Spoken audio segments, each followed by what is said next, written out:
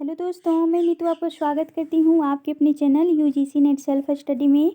और आज से जो मैं कराने वाली हूँ ये काफ़ी महत्वपूर्ण प्रश्न है, चाहे आपका वो यूजीसी नेट का एग्ज़ाम हो या फिर बीपीएससी, टीजीटी, पीजीटी या 6-8 जितने भी एग्ज़ाम हैं या एएमआरएस जितने भी एग्ज़ाम हैं हिंदी क्षेत्र से होने वाले, ये सभी के लिए महत्वपूर्ण हैं।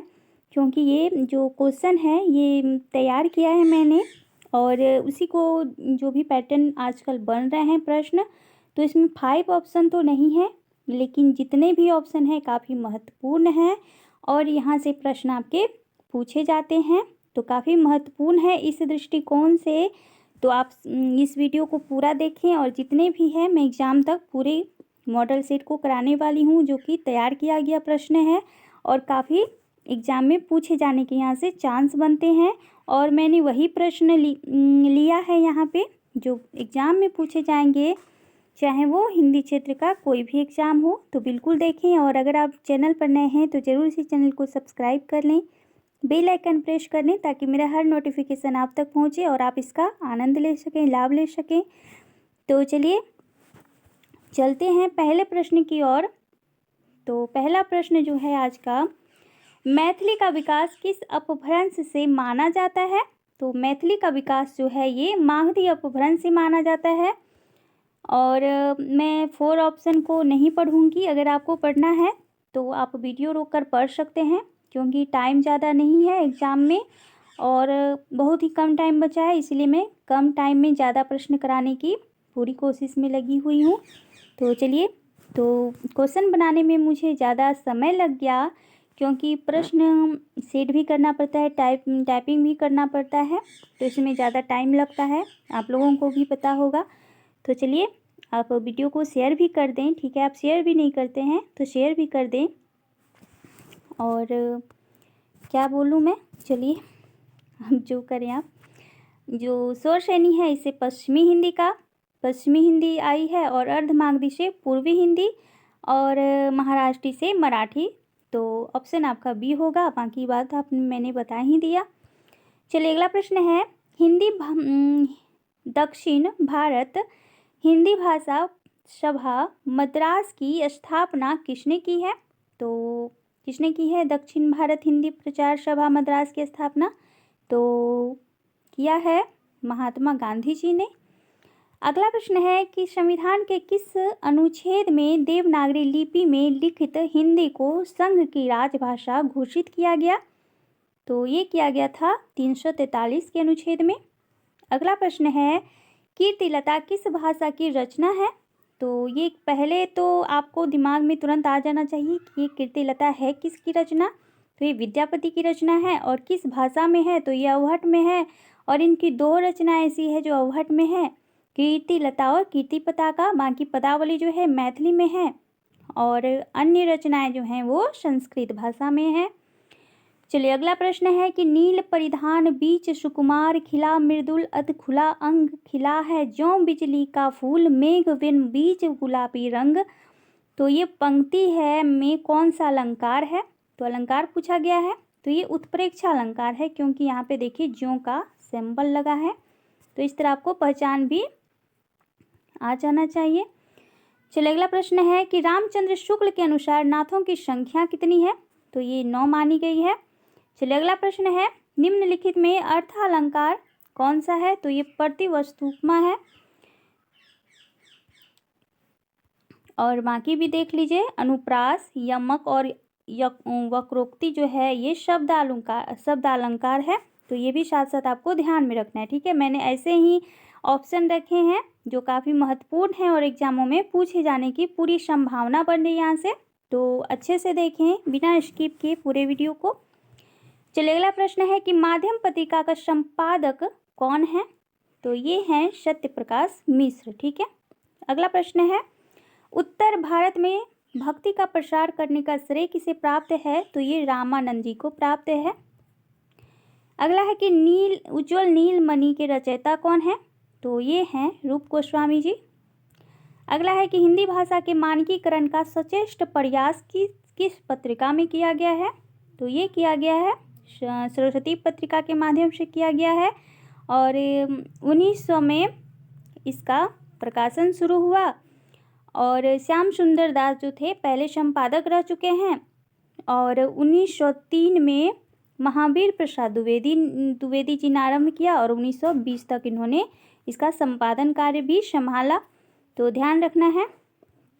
अगला है कि आनंद कादम्बनी पत्रिका के संपादक कौन है? तो ये चौधरी बद्रीनारायण चौधरी प्रेमघन जी हैं। अगला प्रश्न है कि धातु सेन प्रसाद के किस नाटक का पात्र है? तो ये है स्कंदगुप्त नाटक का पात्र। अगला प्रश्न है कि देश विभाजन को लेकर लिखा गया उपन्यास है? तो ये है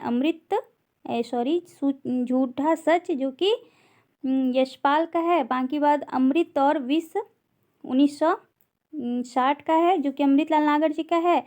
अपने अपने अजनबी किसका है और अंतराल किसका है? ये दोनों को आप बताना है, आपको कमेंट करना है। चलिए अगला प्रश्न है कि सखी वे मुझसे कहकर जाते किस कवि की काव्य पंक्ति है? तो ये मैथिली शरण गुप्त का है, यशोधरा से लिया गया है। अगला है नैन नचाए, यहाँ पे नैन होगा,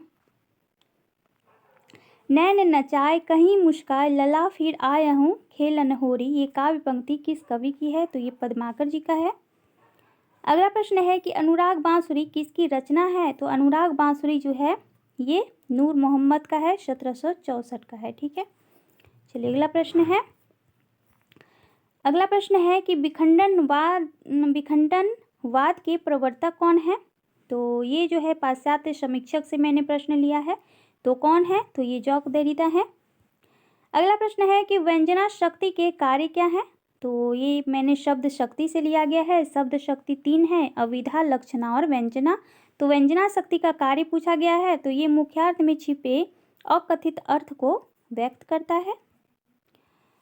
अन्य है कि मुंडा भाषा परिवार का क्षेत्र कौन सा है?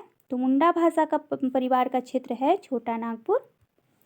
अगला प्रश्न है कि 84 वैष्णव की वार्ता किसकी रचना है? तो ये है गोस्वामी विठलनाथ जी का। अगला है कि अल्लाह किस ऋतु में गाया जाता है? तो ये वर्षा ऋतु में गाया जाता है। अगला प्रश्न है विशल देवरासों के रचयिता हैं? तो ये हैं नरपति नाल। अगला है कि इस्तवार द लित्तेत्यूर हिंदुस्तानी, ये ग्रंथ किसने लिखा है? तो इसके शब्द को अगर ध्यान दें तो इसकी जो भाषा है ये फ्रेंच भाषा में लिखी गई है।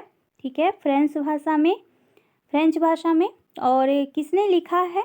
तो ये गर्शा दतासी, जिन्होंने हिंदी साहित्य लिखने का पहला प्रयास किया था और फ्रेंच भाषा में लिखा था। तो ये प्रश्न काफ़ी पूछे जाते हैं, तो ध्यान में रखना आपको।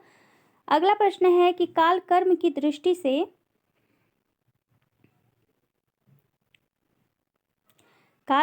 दृष्टि से निम्नलिखित कहानियों का सही अनुक्रम क्या है? तो यहाँ पे कहानियाँ देख लीजिए। यही सच है, रोज है, उसने कहा था, कफन है। तो सबसे पहले यहाँ उसने कहा था जो कि 1915 का है, कफन 1936 का है, रोज 1956 का है और यही सच है 1966 का है। ठीक है, तो आपका सी ऑप्शन राइट होगा। अगला प्रश्न है कि चक्र का चक्का हो जाना किस ध्वनि प्रवृत्ति का उदाहरण है? तो ये समीकरण का उदाहरण है। अगला है कि काव्यानुभूति की जटिलता चित्तवृत्तियों की संख्या पर निर्भर नहीं बल्कि संवादी विषमवादी वृत्तियों के द्वंद्व पर आधारित है। तो यह कथन किसने कहा है? तो ये रामचंद्र शुक्ल के द्वारा कही गई है, काफ़ी महत्वपूर्ण है, ध्यान रखना है। अगला है कि चॉकलेट उपन्यास की रचना किसने की है? तो ये वही चॉकलेट उपन्यास है जिसे युवाओं में खूब सराहा गया, खूब पसंद किया गया। तो इसके जो रचयिता हैं वो पांडे बेचन शर्मा उग्र जी हैं। अगला है कि ए लड़की किसकी रचना है? तो ए लड़की जो है कृष्णा सोबती का है, 1991 की रचना है। अगला है कि कछुआ धर्म किस विधा की रचना है? तो सबसे पहले तो इसकी रचनाकार को आपको ध्यान में रखना है कि किसकी है। तो ये गुलेरी की है, चंद्रधर शर्मा गुलेरी का, और ये एक निबंध की श्रेणी में आता है। अगला प्रश्न है सारिका पत्रिका का संपादन किसने किया है? तो किसने किया है? तो ये राजेंद्र यादव ने किया है। अगला प्रश्न है खड़ी बोली का प्रयोग सबसे पहले किस पुस्तक में हुआ है? प्रयोग पूछा जा रहा है, तो ये प्रेम सागर होगा। ठीक है, अगला प्रश्न है कि महात्मा गांधी अंतर्राष्ट्रीय हिंदी विश्वविद्यालय का मुख्यालय कहाँ है? तो ये वर्धा है। अगला है कि ग्रिम नियम किस भाषा की ध्वनियों से संबंधित है, तो ये जर्मन से संबंधित है। अगला है कि भारतीय भाषाओं को भारतीय संविधान की किस अनुसूची में शामिल किया गया है, तो ये 8वीं अनुसूची में शामिल किया गया है और 343 से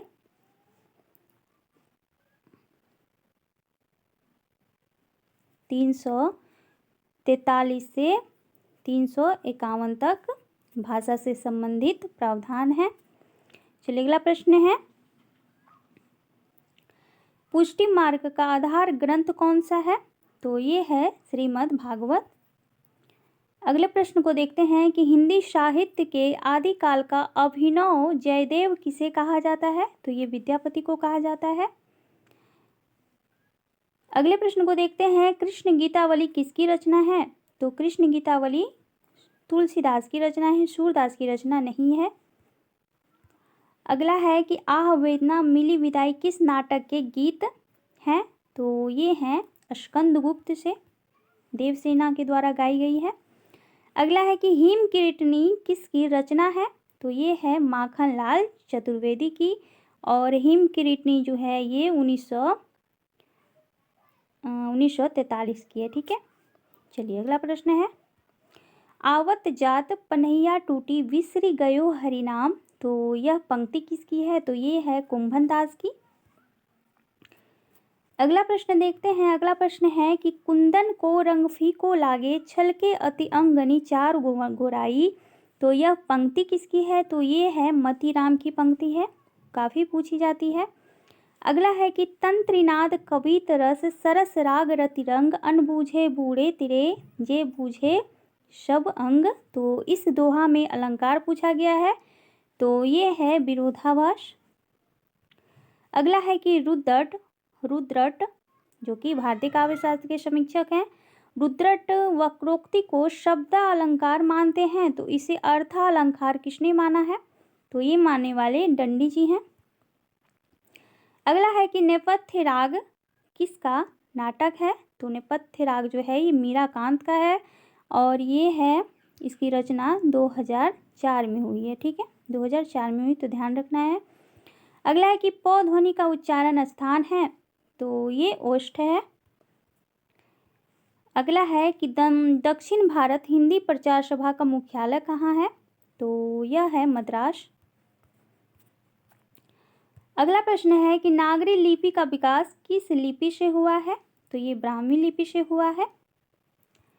अगला प्रश्न है कि खड़ी बोली कहाँ बोली जाती है, तो खड़ी बोली जो बोली जाती है ये मेरठ में बोली जाती है, बाकी आपको देख लेना है। झांसी में बुंदेली बोली जाती है, अलीगढ़ में ब्रजभाषा बोली जाती है और मेरठ में भी ब्रजभाषा बोली जाती है।